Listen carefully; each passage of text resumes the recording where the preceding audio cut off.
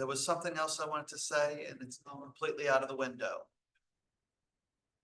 And it's not even visible anymore. Oh, yeah. Speaking about the window and not being visible, don't forget, you have all sinned. Today the sky will go dark. I'm gonna say it, but it's gonna get tough. Like 80% coverage.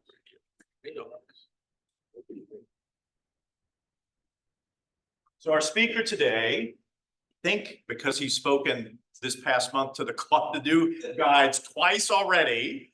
And everybody else knows the incomparable Frank Perez, man about town, longtime tour guide, scholar, author of several books about New Orleans and New Orleans history and queer community and New Orleans culture. Frank is an almost endless well of knowledge on New Orleans. So when we were having a rough time with the speakers, sometimes the stars don't align for this month, Frank generously offered to step in with a topic that you guys, I think, are gonna like. He is fresh off of leading literary tours for the Tennessee Williams Literary Festival, and he has adapted his tour into a presentation for you guys with some pointers, I believe, about how to incorporate some of this knowledge into your tours. So I hope you're as excited as I am. So let's give a warm welcome to Mr. Frank.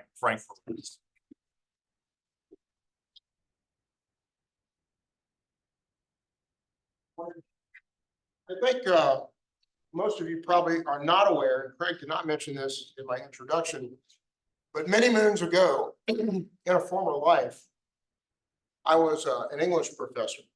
I had a career in academia, and while I no longer miss faculty meetings and grading papers, I do miss talking about literature. And so I was delighted to be able to come to you here this morning and talk about one of the subjects that I love the most, literature. And I'm really thrilled to be able to combine that with something else that I love, which is New Orleans history. So this is like a big bonus for me. You're probably sick of looking at me, but I'm happy to be here anyway.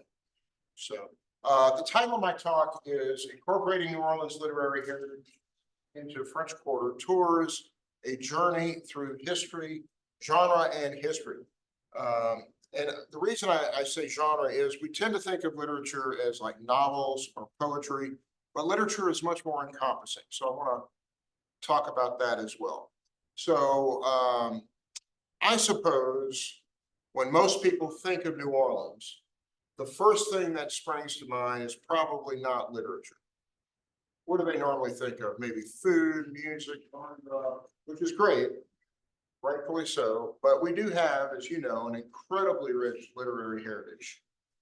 So even though the tours you're giving for the Friends of the Cabildo are not literary tours, I want to show you a few ways that you can incorporate literature into what you're already talking about anyway. So let me start. It's not working. Let me. Oh.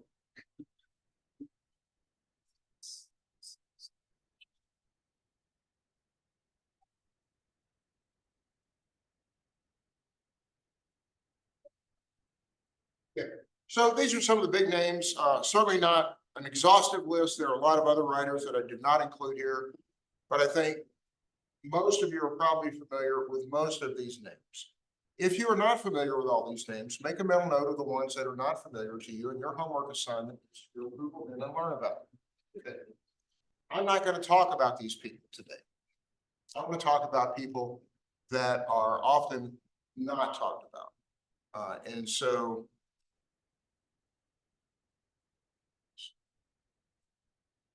Not working again. Staining it. The batteries are weak, or No, they batteries. because I fixed what should have been wrong. Batteries are weak. Is it better? I got extra batteries.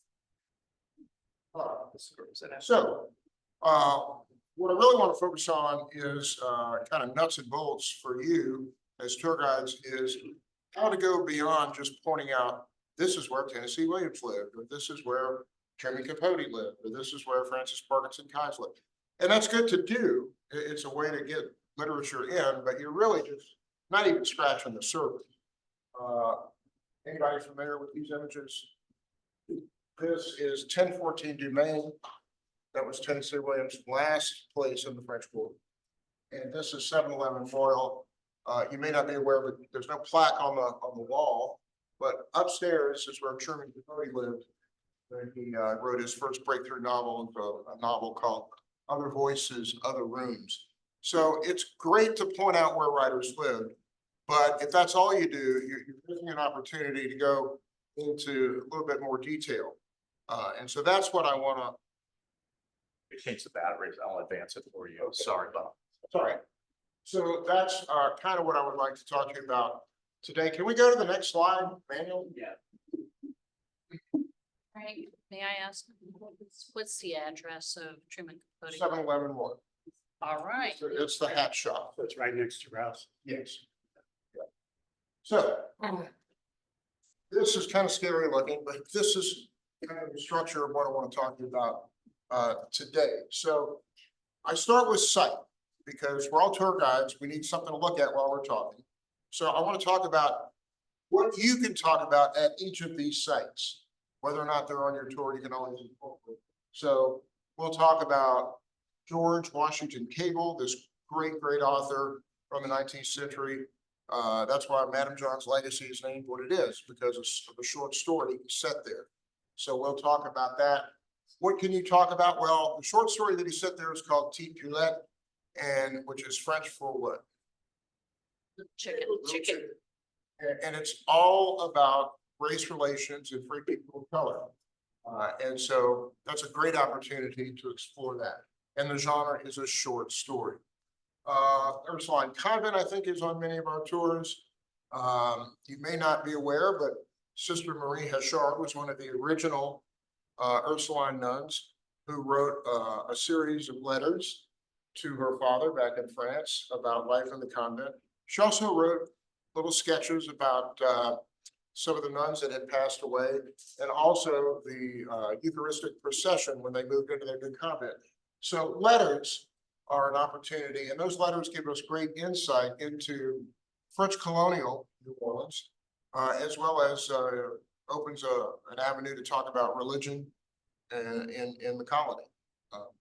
So next we'll go to the Omni Orleans. That's the old St. Louis Hotel. And I think you are aware that the St. Louis Hotel was where the big exchange took place, right? Not just enslaved people, but also agricultural commodities, produce, sugar, cotton, so forth and so on. This St. Louis Hotel exchange was the inspiration for a number of great works of literature. And so we'll talk about that. Specifically, we'll look at Walt Whitman. Go back. Sorry, Frank. Okay. That's the biggest problem I have. I'm doing fine. Back, you're going forward, go back. There, stop. So, you can also, I want to look at specifically a poem called I Sing the Body Electric. I'm gonna give you excerpts from all these works as we go through. But you could talk about slavery. You could talk about the role of the St. Louis Hotel. You could talk about the financial district right there at the corner of Conti and Royal. You can talk about Exchange Place Alley, which is where all the brokers for the exchange places were located. So lots to talk about there. And that genre would be a poem. Whitman also figures prominently in the French market. So if your tours go that way, you can talk about the French market by talking about Walt Whitman, who had come to town to write for a local newspaper, which we'll take a look at. So you can talk about the port, how it played a major role in all the wealth that New Orleans accumulated in the mid-1800s. You can talk about coffee, because he writes a lot about just taking coffee at the French market and just delighting in the what did he say? Carnival of languages that he heard spoken there. And it's still today very international. What's that? 150, 200 vendors, all from all over the world. We also talk about the role of newspapers, which is journalism is a genre of literature. And so newspapers were very, very prominent in New Orleans. Today, it's pretty sad, but in 150 years ago, there were a lot. So that's another one. Anybody ever hear of flow fields? As tour guides, you need to know about flow fields. She is often considered, rightfully or not, the patron saint of tour guides in New Orleans. And she was a very eccentric figure. She wrote a play called A la Creole, which is set during carnival season, which debuted at La Petite Theater right across the street. So that's drama. But La Petite Theater is very important in the preservation of the city, of the French Quarter anyway, 100 years ago. So we'll talk about that. We'll then go down to the skyscraper building, just on the corner down the street at St. Peter and Royal. And it was in that building that Gypsy Lou Webb and her husband John published an independent magazine, literary journal called The Outsider. And we have a history of a history of independent avant-garde literary journals. So we'll talk about that. In the 600 block of Decatur Street, just that way, between where the Upper Pontava is and the Maspero's restaurant where the Walgreens is, that was, this whole block really was the corporate offices for the Company of the West. Don't know if you were aware of that. We learned that from a travelogue journal that was written by one of the clerks or bookkeepers of the Company of the West, Mark and on Cayo. So we'll take a look at that. That gives you an opportunity to talk about French colonial period, Company of the West, the very early years. Toulouse Street, anywhere on Toulouse Street is a good place to talk about a great novel that was originally published serially in newspapers called The Mysteries of New Orleans, written by this German expatriate named Baron von Ludwig von Reisenstein. I'm probably pronouncing that wrong, but you get the idea. So that gives you a great opportunity to talk about the German influence in New Orleans, right? You are aware that we had a lot of Germans here. There were several newspapers printed daily in German. And at one point in the mid 1800s, 20% of Louisiana spoke German. So that's kind of important, stuff that people don't realize. You can also talk about social life in the 19th century, as well as LGBT visibility in that century, which is rare. That is a novel. So, and then anywhere on the quarter, we can talk about Les Sennel, which is an anthology of poetry written by free men of color, edited by Armand Lanous. This is generally considered one of the most important works of African-American literature in the country. So we'll have a look at that as well. Craig, can you go to the next slide? All right, so let's start with Cable in old Creole days. George Washington Cable, pictured there, you can see was born in 1844 and died in 1945. So we're talking second half, early fall, really the second to last half of the 19th century. Very good friends with Mark Twain. His major masterpiece is a novel called The Grand Décimé. But he also wrote a collection of short stories called Old Creole Days. And one of the stories in Old Creole Days is Poulette, which is about free women of color, a mother, Madame John, and her daughter, who could easily pass for white, but are legally black, and therefore unable to marry white people, white men, right? So the daughter falls in love with this really, really white Dutchman who arrives in town. So the story kind of explores that. Now, like Mark Twain, who was his best friend, Cable was hated by the Creoles in New Orleans because he used his literature to kind of explore and poke at and raise questions about the hypocrisy of white supremacy and racism. Grace King absolutely hated him. You know the story about Grace King and George Washington Cable? They were at a dinner party or a cocktail soiree or some type of social event, and Cable's publisher was there. And Grace King just went off on him. He's like, why are you publishing that trash by this man that, you know, we all hate, blah, blah, blah, blah, blah. And the publisher says, Grace, if you think you can write anything better, why don't you just write something yourself? And she did. And she became quite famous, even though what she had to say was actually very horrible. I don't know if you've read Grace King. Really, really racist. I mean, she was the voice of white matronly society.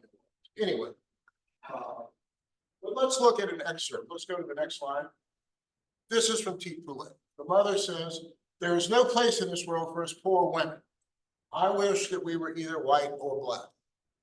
Now the tears were in the girl's eyes. "And could I be whiter than I am?" she asked. "Oh, no, no, T. Poulet," cried the other. "But if only we were real white, both of us, so that some gentleman might come to see me and say, 'Madam John, I want your pretty little chick. She is so beautiful. I want to take her home. I want her to be my wife.'" It's a great story. It's about 10 pages. You can read it in under 30 minutes. You really should check it out. But it's an excellent opportunity to explore how bizarre racial relations were.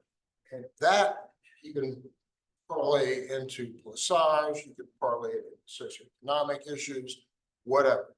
And you all go to Madam John's, right? So that's good. Let's go to the next slide. We mentioned Marie Hachard. This is the cover of her collected letters that were translated and edited by Emily Clark some years ago.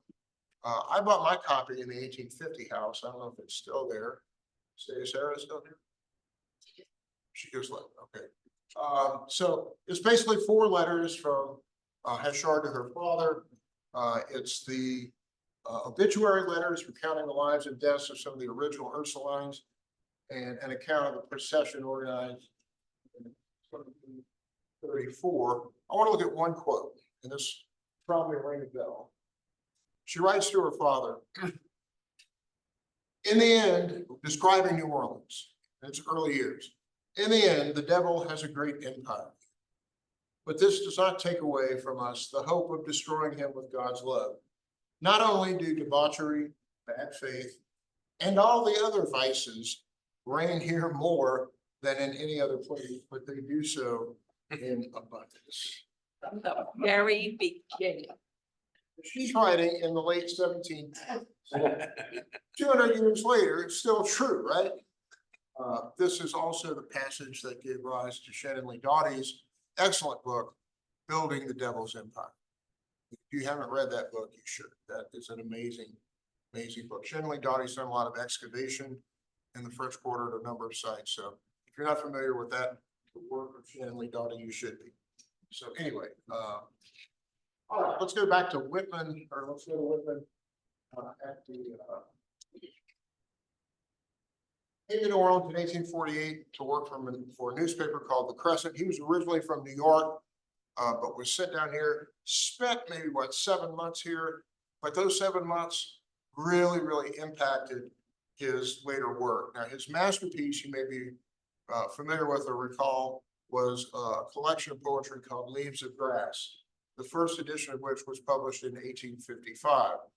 And a lot of literary scholars and Whitman experts will tell you that his time in New Orleans greatly influenced Leaves of Grass and his poetic style, which is really significant because he was a bridge between Romanticism, which was an artistic and intellectual sensibility that originated in Germany, but was really popular in the 19th century, bridge from that into modernism.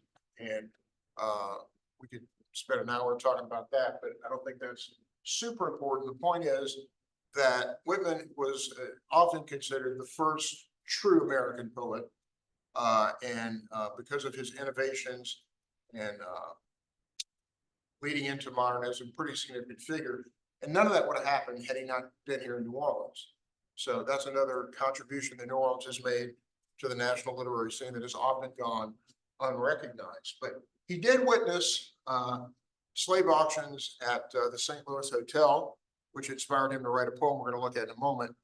Also witnessing those slave auctions were Abraham Lincoln when he was a young man, Harriet Beecher Stowe, who would later write Uncle Tom's Cabin. So there's a lot to work with there, but let's look at an excerpt from I Sing the Body Electric. Would anybody like to read in a dramatic voice? Okay. A man's body at auction, or before the war, I often go to the slave mart and watch the sale. I help the auctioneer. The sloven does not half know his business. Within there runs blood, the same old blood, the same red running blood. There swells and jets a heart.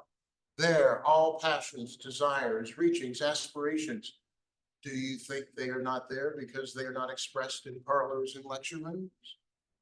This is not only one man, this is the father of those who shall be fathers in their turns. In him, the start of populous states and rich republics. Of him, countless immortal lives with countless embodiments and enjoyments. And the poem goes on. So this is an example of all the sensory imagery in New Orleans that impacted Whitman and his style. Right. So this obviously gives you a chance to talk about the fact that everything we see in the quarter was basically built by enslaved people. Not a happy topic, but an important topic. So let's go on. Whitman also wrote for newspapers, particularly the Crescent, the Daily Crescent, which you see on the left. And so you do a whole tour just on newspapers.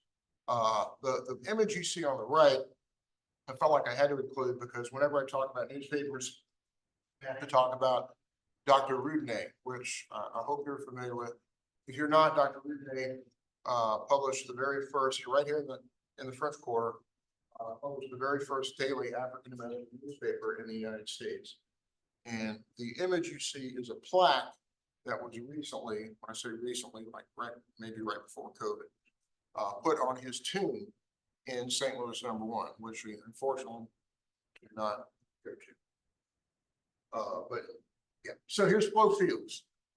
This is a woman you need to be aware of. If you look at her, she just looks interesting, right? She, as I mentioned earlier, wrote a play called A la Creole, which premiered across the street in 1927. She was a journalist. She was, for the Times-Picayune. She was also very close friends with Lyle Saxon, who I'm assuming you're familiar with. When Faulkner and Spratling published their book, Sherwood Anderson and Other Famous Creoles, she was one of the famous Creoles, which is an ironic title because none of them were Creole. But that's another story. So here's a quote. She claimed to be the first French Quarter guide whose tours were enlivened with colorful stories like the one about a beautiful Creole maiden who fell in love with a mulatto footman and threw herself from a particularly attractive balcony. She also liked to point out one derelict quarterite as a former premier dancer at the French Opera House, driven insane by the loss of her baby. She and her friend Lyle Saxon, quote, not only studied the legends, she recalled, but if they were missing, we supplied them. You're giving great ghost tours, right? I thought so exactly. So, the thing about Saxon and talent and all those people who put Gamba Yaya together, the product of a writer's project for Louisiana, part of the WPA, well, you have to keep in mind, Saxon and talent, and Flo Fields and the others are not historians. You have to take everything they say with a grain of salt. So it's still fascinating. This, you have to kind of throw in the old, according to legend. Let's look at one more quote. In the early 1930s, she moved to George Washington Cable's former home in the Garden District, but continued to lead tours in the quarter for clients, including Bertrand Russell, Fiorillo, LaGuardia, the German ambassador, and often scores of non-paying tourists who simply attached themselves to non-paying groups. Heard that before. Whole conventions would turn their women and children over, some reported. And she was such a hit with one group that she was made an honorary mail clerk for life. She stayed active in historic preservation, speaking to community groups on its importance and working often with her friend Clay Shaw. When Shaw was falsely accused of conspiring to assassinate Kennedy, she stood by him staunchly. And the honors, if not the money, continued to come in 1950. Alberta Kinsey started the Arts and Crafts Club, and Natalie Scott, who was Faulkner and Spratler's landlord at the Faulkner House over here. Visiting from Mexico were among a couple of dozen sponsors of lunch in Flo's honor. And in the 1960s, Mayor Skiro named her the city's official historian. When the New Orleans Pharmacy Museum opened on Charter Street, she worked as its assistant curator. Flo Fields is fascinating. You can buy the play a la Creole on Amazon, and you should get it. It's set during Mardi Gras in a costume shop here in the quarter. Very, very entertaining. All right, let's move on. So if we go down to the skyscraper at the corner, we need to talk about the woman pictured on the cover of The Outsider. It's a literary journal. That is Gypsy Lou Webb, and her husband is not pictured as John Webb. John Webb grew up in the Midwest in, where was it? Some godforsaken state across the lake. And he was in a small town as a reporter for a newspaper, and he was assigned the crime beat. But this Midwestern town was so wholesome, they never had anything to write about. And so he robbed a jewelry store in order to be able to write. Oh, no. And he got busted. And then he went on the lam. He left. And what do you do when you're on the lam and running from the law? You come to New Orleans. You got hooked up with Gypsy Lou Webb, who used to paint and sell her artwork where we're at, behind the cathedral, just like they do today. And they eventually opened up this thing called the Lujan Press, which was, I think, don't quote me on this, but it was on Domain Street, I think, and then they moved over here to the skyscraper. And they published this literary journal called The Outsider. Look at some of the names that The Outsider published. Allen Ginsberg, Charles Bukowski, Langston Hughes, Robert Creeley, William S. Burroughs, and there are others. These are like major literary figures right here in New Orleans. Speaking of literary journals, if we go back 40 years, that was in the 60s. If we go back to the 1920s, we have to talk about the Double Dealer, which was founded in 1921 by Julius Friend and Albert Goldstein. And they founded this literary magazine because they were pissed off at a comment that H.L. Mencken had made. If you're not familiar with H.L. Mencken, he was a pretty prominent social critic, cultural commentator at the time.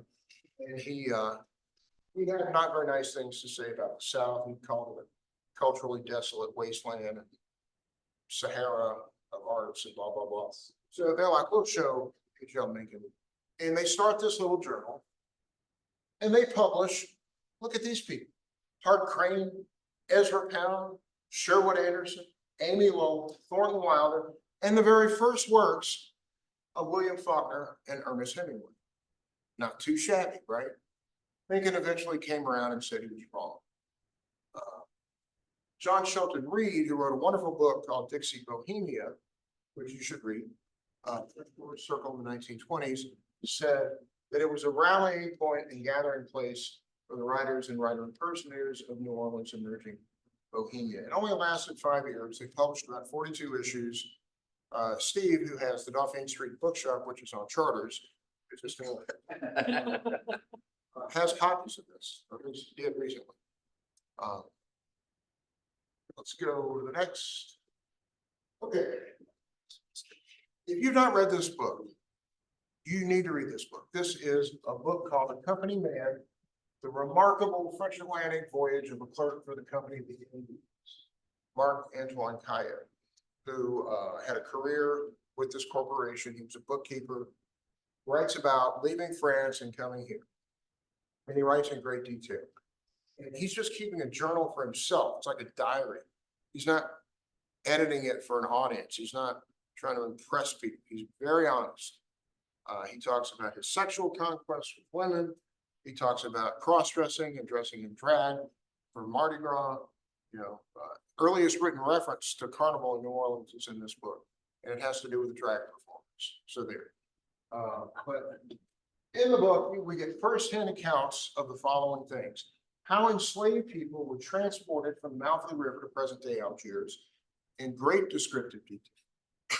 How early residents celebrated Carnival. How New Orleans reacted to the news of the Natchez attack on Fort Rosalie, the internal politics at the Company of the Indies, which is kind of fascinating. And he describes what a transatlantic voyage was like, right? We talk a lot about he went to France or he came from France. But if we unpack that, There's a lot there, and he goes into that. So let me give you an excerpt. I saw that this pirogue had arrived at the riverbank and that a great number of people were running there. This made us quicken our pace to that place to find out why everyone was crowding around that boat. When we were quite close enough to be able to distinguish who these new arrivals were, we were very surprised to see that some of these people were completely naked, others in their drawers, maimed. How surprised we were when these people told us without any preface that everything was on fire and covered in blood at Natchez. And they thought they were the only ones who had been able to escape. So we talk about the Natchez attack massacre at Fort Rosalie. This is how people in New Orleans learned about it. We never think about that. And this kind of detailed insight into the nitty-gritty is what you'll find throughout that book, which is available at the 1850 House. And it's nice because there's Aaron Greenwald, some of you may know, translated this, I guess, 10, 15 years ago. Excellent, excellent book. Two other travelogues or journals that I think are worth taking a look at are, on the left, Antoine Simon Lepage de Prat's Histoire de Louisiane, History of Louisiana, first history book written about Louisiana, but a lot of his personal experiences. This is available on Amazon. It's not cheap, but it's worth looking at. And then the memoir of Lieutenant Dumont, which is fascinating. The most exciting parts of that book are when he writes about how he couldn't stay in Bienville and how Bienville was a complete ass to him. In great detail. I mean, you get real insight into Bienville's personality, who was apparently just vicious when he had to be, which makes me like Bienville even more. Von Reisenstein is this guy who arrives in New Orleans in 1851 because he had gotten in trouble in Germany, right? He had created a scandal, and he was kind of a wild party animal, kind of went both ways. And his father said, look, you're in legal trouble. You need to flee the country. Go to New Orleans, you'll fit right in. And he does fit right in. And he starts writing for a German newspaper, a serial.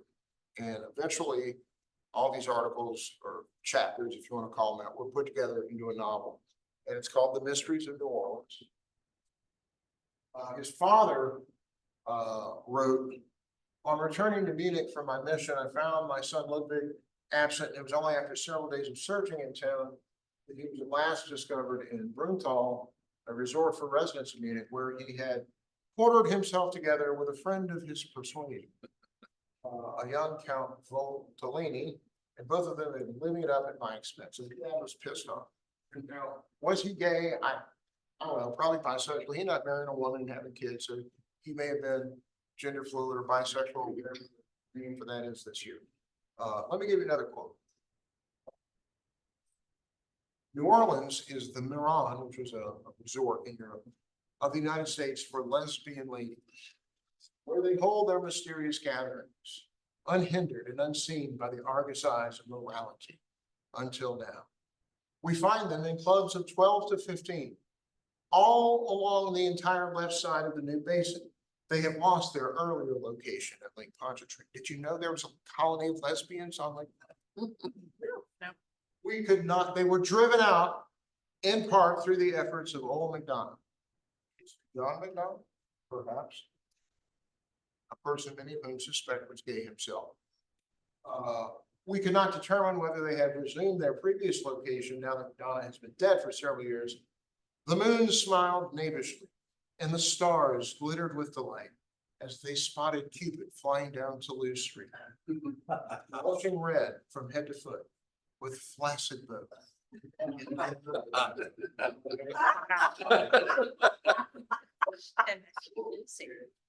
So I give you a little taste of what this book was.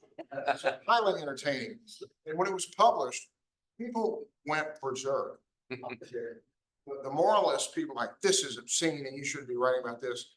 But then other people were really pissed off because a lot of the fictional characters or striking resemblances to real people. So maybe even hitting close to home.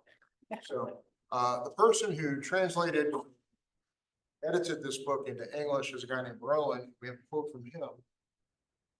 Roland writes in the introduction, virtually everyone else in the book displays perverted sexuality. The effeminate cross-dressing dandy Emile, the equally effeminate architect Albert, the most amoral hooker lover Lucy, the drunken sexist Cocker, Han, the murderous sadistic priest of Brule, the necrophiliac rapist Lambs, timorously incestuous repressed lesbians Frida and Jenny, and even the native North German cook Urschel, who becomes in all likelihood the only white female in 19th century American fiction to have had her sexual encounter with a black male portrayed as a comic episode. So, it's pretty racy reading. And it's a piece of literature that no one talks about, but offers incredible insights into what New Orleans was really like. All right, so we're going to wrap up with SNL. I'm assuming you're familiar with this. If you are not, you should repent before the eclipse and get into it. This is an incredible anthology of 84 poems by free men of color, many of whom had come from, not all, but many of whom had come from Saint Domingue. So this is an opportunity to talk about the Haitian Revolution and the impact that had on New Orleans. You know, politically, it enabled the Louisiana Purchase. Demographically, it radically transformed the population of New Orleans. It infused a healthy dose of French into what was becoming American. Right, American. We could go on that, but there's lots to talk about there. One of the most important of the antebellum era, and I want to show you an excerpt from one of the writers who had been urged to go back to Europe, and this is Lee Valcourt. He writes, as an unsung son of Orleans the New, despite her faults, I cherish her still. To my country, I wish to remain ever true, Rosette my home or my love's only will. And there are 84, and it's just a small part of that poem, but there are 84 poems, and this is easily accessible in a number of bookstores and on Amazon.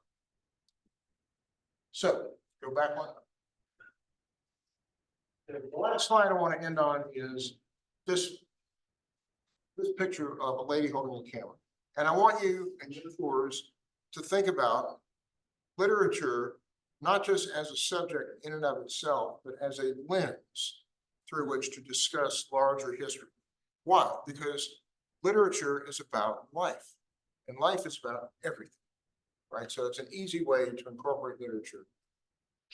And that is my fabulous presentation. Yeah.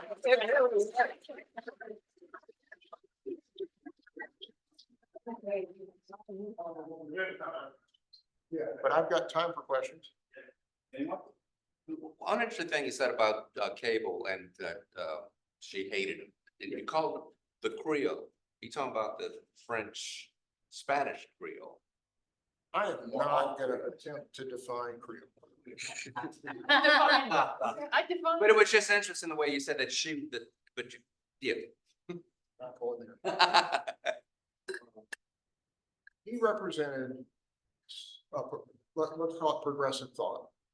And she represented what back then would have been called white Creoles. One, if I may, I'm sorry. I recently read an academic paper that referenced really interesting. Many of you may know that Grace King, as the president of Le Petit Salon, really accomplished a landmark in historic preservation of the French Quarter, because all these uptown ladies and their literary salon relocated to the quarter, thus signaling socially that it was an okay place for people like them. And please. La Petite Salon is right next to the theater. And when that theater opened, and it opened to great commercial and critical success, it really had an impact on how New Orleanians viewed the neighborhood, because up until that, this was just a rundown slum filled with drunken sailors and sex workers and hookers and you know, all those dirty Sicilian immigrants. You know, 1910 census, 80% of the French Quarter is Sicilian, right? So there was serious discussion of raising the entire city. thankfully, it was gay men who raised their voices and said, you don't want to do that. So that's a great opportunity to talk about preservation efforts. This building in the Cabildo, did you know that the city council authorized the destruction of the Cabildo in what, 1895, 1896, 7? And it was a gay architect named Allison Owen, who used to be a general in the military, stepped forward and said, you don't want to do that, led the effort to save the Cabildo. And there's been a long line of gay preservationists from Allison Owen to Clay Shaw and a lot in between that saved the quarter. You might not have a French Quarter today if it weren't for gay men 100 years ago. And one last note about the Creoles in Grace King was that the author of this article, of this journal article, asserted, you can make your own determination, that actually part of the motivation of Grace King and some of those ladies was to capture a bit of the old Creole family cachet, as many of them were Anglo-American, by also, you know, making a stake in the quarter and putting their own mark on it. And you probably come to, you probably always get the question, what is a Creole? What does that mean? Right, so that's a very touchy subject with locals. What I tell visitors from out of town is that originally it simply meant born in the colony, right? Which is a safe way to do it. We know after the Louisiana Purchase, it began, the Creoles began to define themselves by what they were not. We're not American, we were here before the Americans. Then it gradually takes on a racial component. You have to have African or French or Spanish or native blood or some combination. People can argue that till the cows come home. But it's a thorny subject. So I'm done. The thing with Grace King, some people don't realize she was heavily influenced by Guy Ray. He was also a historian. Yes. A French Spaniard. Yeah. Okay, very much part of the fabric of Louisiana. So she was, excuse me, matter of fact, before Guy Ray died, now she helped take care of him. She also helped get some of his writings published so he could earn some money Okay, after, you I know. was not aware of that, but that's good. Yes, Guy Ray, Charles Guy Ray, by the way, grandson of Etienne Foray. Okay, so he grew up on the plantation of his grandfather and grandmother. So again, his daddy was a Spaniard, but his mother was one of the daughters of Foray. And you can, I doubt you go to Bourbon Street on your tours, but Guy Ray owned a home at Bourbon and what is it, Toulouse, where the tropical isle is. Frank, can you tell folks who might not know who Charles Guy Ray is? Charles Guy Ray was a historian. Historian, Louisiana, historian, Louisiana wrote Louisiana. It was very much a French and product so of his very white times. I'm sorry, I didn't pick up on that. Thinking of gathering places during that time period, can you say anything about Dixie's Bar of Music? Oh, sure. Dixie's Bar Music was located at the corner of St. Peter and Bourbon, where the Cat's Meow now is. Is it still there? It's an awful karaoke bar. Dixie's originally started in the CBD at 201 St. Charles, where the Capital One Tower is, in 1939. I think it was there for about 10 years. In 1949, she and her sister Irma moved it to Bourbon and St. Peter. Dixie's Bar Music was essentially a gay bar. Dixie herself was a lesbian. The bar was open from 1949 on Bourbon Street to 1964. And she eventually bought a place in the 1100 block of Bourbon Street. She died about 12 years ago at the age of. She used to do wonderful afternoon parties at her home on Bourbon Street. But it was a de facto gay bar. She called the gay men who frequented there, they were kind of an upper class set. She called them the cufflink set. Yeah. Do you have any idea what's happening with the salon here now? Is it? I have no idea.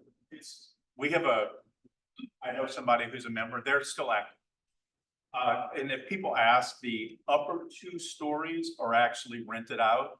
The salon occupies the ground floor and then the first floor of the actual house. E at the end of. That is funny. It's French. Yes.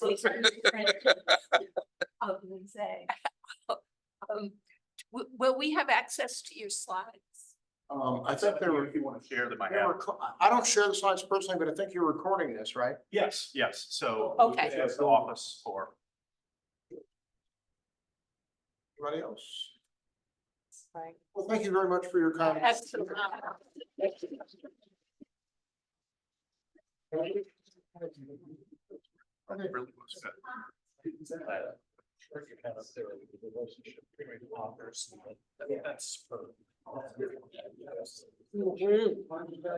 Yes.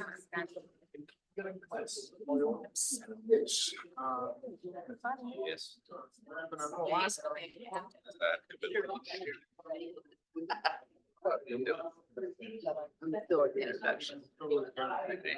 It's a little bit different too. We're really good. Words. Sorry about that. A few more quick one more quick announcement. On Thursday, Friday, Saturday, and Sunday, we will do a 10:30 tour only. 1:30 tour is canceled due to French Quarter Fest, and I hope to see you all on the street on Thursday morning for the opening parade.